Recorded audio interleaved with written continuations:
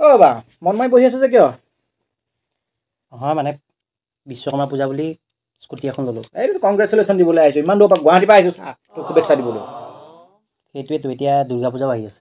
ভালে পাব লাগে দুৰ্গা পূজা, মনটো ফূৰ্তি ফূৰ্তি কৰি থাকিব লাগে। ফূৰ্তি লাগিব লাগে কিন্তু চবেই ইহঁতেও এই বাইক লৈ যায়, কোনোবাই স্কুটি লৈ যায়, কিন্তু চবৰে বাইক স্কুটিৰ পিছফালে এজনী এজনী আছে।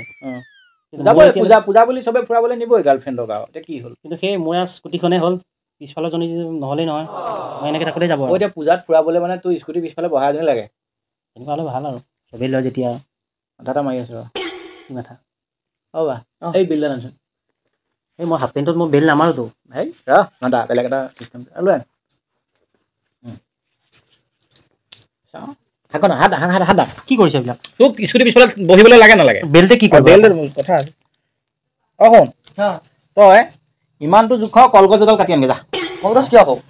কলগছ কিয় মানে এই বেলডালৰ সৈতে এনেকৈ ইয়াক স্কুটিৰ পিছফালে বান্ধি দিম।